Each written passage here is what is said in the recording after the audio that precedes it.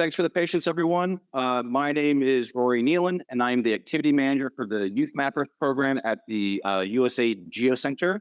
And along with my colleague, Brent McCusker at West Virginia University, who also works at YouthMappers, we're going to talk about two different case studies about using OpenStreetMap in a participatory GIS and community engagement context.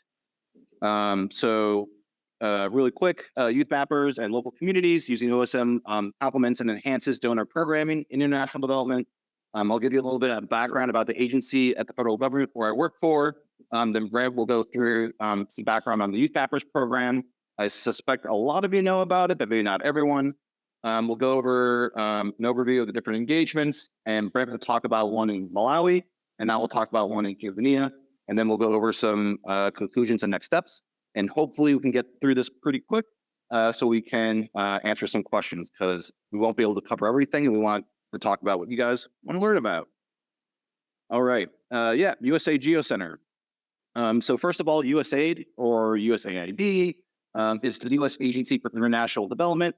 And it's the lead agency in the federal government for coordinating international development and humanitarian assistance to the rest of the world.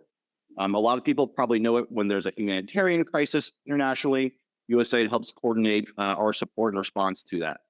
And it has the goals to save lives, reduce poverty, strengthen democratic governance, and help people progress beyond the need for this type of assistance.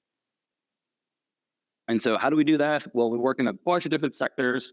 I'm not going to go into all these in detail right now in the interest of time. But everything from health and environment to humanitarian assistance, like I just mentioned, food security, things like that. And I'm sure every one of you can think of a really interesting use case of geospatial analysis on how to support those different sectors. And so that's exactly what the office that I work in does. We support the agency through this geographic approach to development, identifying where is the greatest need, how to improve programming, with geospatial analysis. And we do this through kind of four different kind of buckets of work.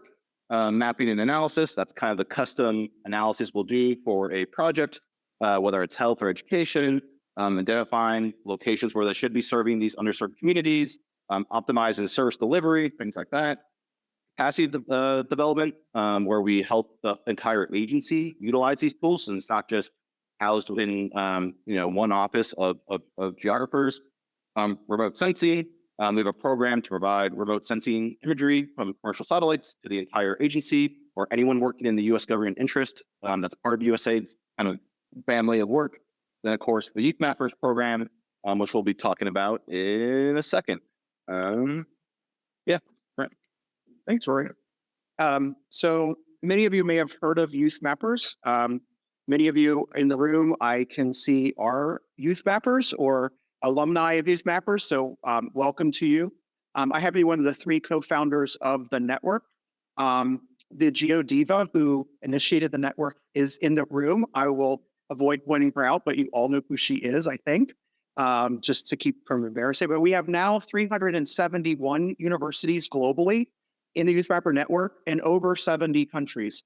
And so every month, the YouthMappers Steering Committee meets, and we accept very low barrier applications from university chapters around the world, including the United States and Canada, to join the YouthMapper network. We purposely keep that very, very accessible so that anybody can join up our network.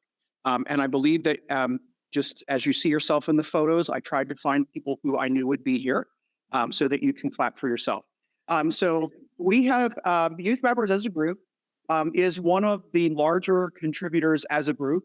We don't organize every single edit, but we contribute as a group over 19 million edits thus far to OpenStreetMap. We have a dedicated validation hub. There is a talk coming up later by some of our group on data validation. I strongly encourage you to go there because YouthMappers is very committed to not just producing large quantities of data, but producing very, very high quality data. And we have a really great way that we do that.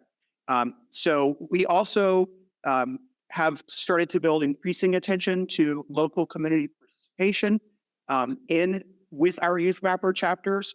We've had regional trainings in Bangladesh, Nepal, Malawi, and South Africa recently, as Faye here, hopefully the Philippines soon, so that we can train our YouthMapper chapters in best practice for reaching out to local communities and getting more involvement. So what we'll do is just quickly go over the selected engagements. We've had several engagements over the past couple of years, but these two, we really piloted some participatory GIS and OpenGIS techniques. So these were built to have OpenStreetMap as a foundational tool, not the only tool, but a foundational tool in the project. They combined local and expert knowledge contributing to the participatory GIS, also known as PGIS and OpenGIS literature. I was delighted to hear the geographer of the United States say that PGS is a neo-Marxist enterprise this morning. It's like, I got flutters. I was so happy that we have the man telling us that. It's like official now, right? It's awesome. I've been publishing that literature for years. So this sort of framework provides rapid and thorough assessments for these projects. So we don't just go in and extract data. And this was our really, we don't believe that, especially projects that are funded by US government, should be like just taking the data and then using it. So we really want to make sure that the data are left, that all of those principles of participation and OpenGIS are used. And we also use this for, we really get it in front of technology and software advances, and hopefully we'll demonstrate two of those really quickly.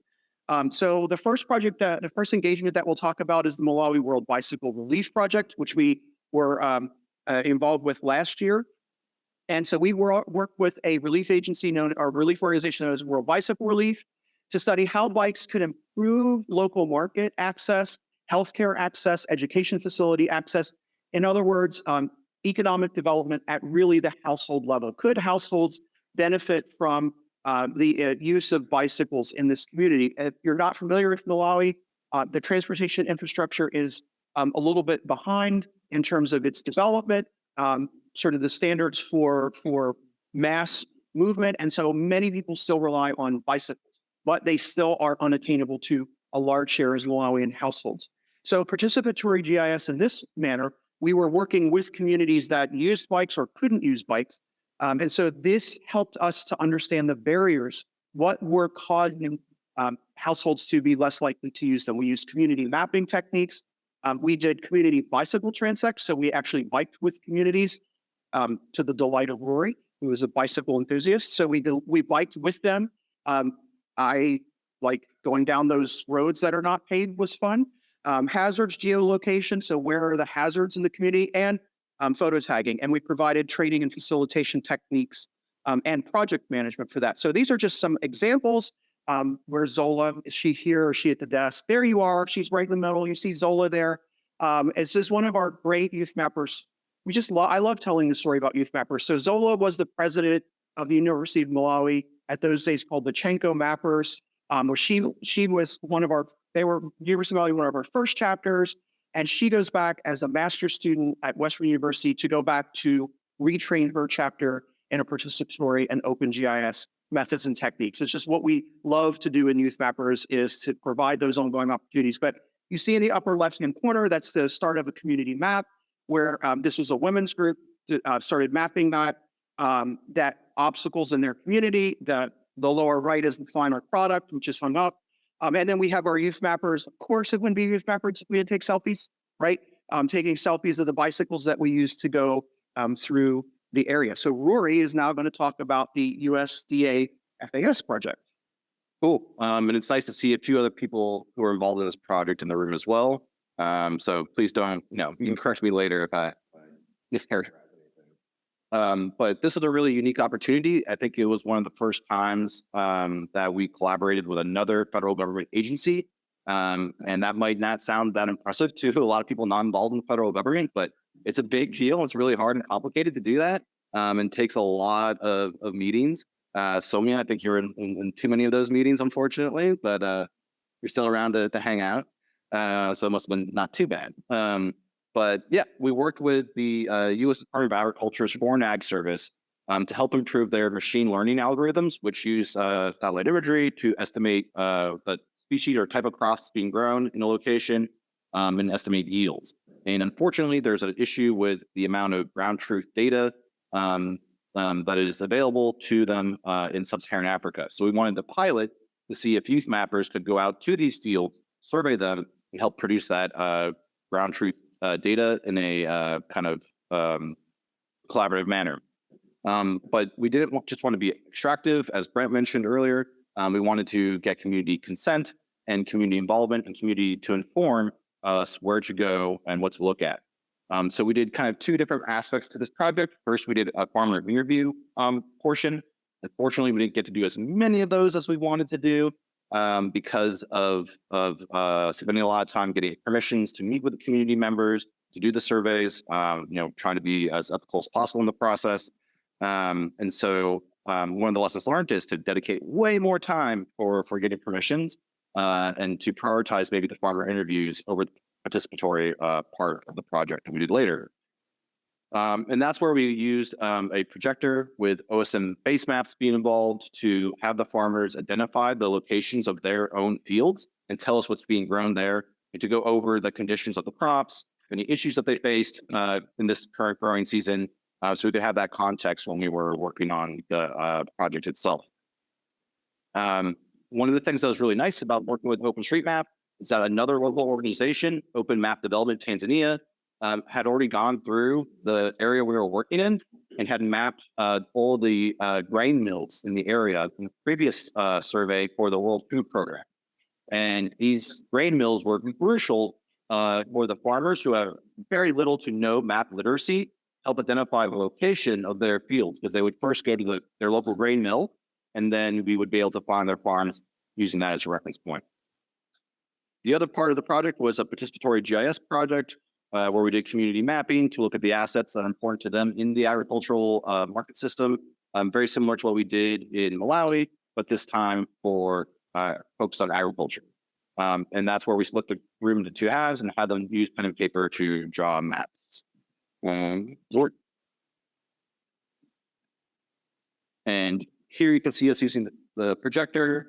Thanks to Brent for having an amazing mobile projector. And on the right, you can see the two different maps that were made of the community by the men and women's group. And shout out to Lisa Holstein from the Foreign Ag Service who helped us work there and working with the farmers and the YouthMappers in the picture. So real quick, some conclusions and next steps. Each of these engagements obviously are very unique, but there's some kind of similarities we can draw between them. Pen and paper work really well, but there is room for innovative methods and hardware and software like OpenStreetMap to get these done. Maybe not kind of innovative in the sense of the whole geospatial industry, but in this kind of niche slice of it. If the folks from Apple here or Meta want to give us some headsets to work with for VR, we'll be happy to pilot that in the next iteration of this project. Yep, time is always kind of the most valuable resource when working on these projects. Time for permissions, time to explain the project, time for community members to interact with the different tools you're using cannot be understated. As much time as you can give is super important. And also not to over-facilitate these meetings, to make sure you give the community space to come up with these ideas themselves and not to be totally prescriptive and telling them what to map, even though that's very tempting to geographers most of the times. So what are we going to do with these pilot studies? We're going to really use this to inform as best we can as geographers, USAID's localization efforts. There's a big kind of trend in pushing the agency to kind of move away from funding these large kind of development corporations to implement the programs in the various countries, but to identify more local solutions and more local organizations to work on these projects. There's been a lot of participatory GIS work already done at USAID around kind of improving land tenure rights. We have a program called MAST, and so we can incorporate this into a more broader approach, we hope, and kind of try to normalize it across the agency as an important tool. We also want to continue to train YouthMappers on this method. We think it's really important skill for them to have, diversifies their skill sets, and really lets them apply OpenStreetMap in a practical setting. And of course, I think we're going to try to write a journal out of this. So any suggestions of feedback and articles to write or approaches to take would be really much appreciated. And I think we're done.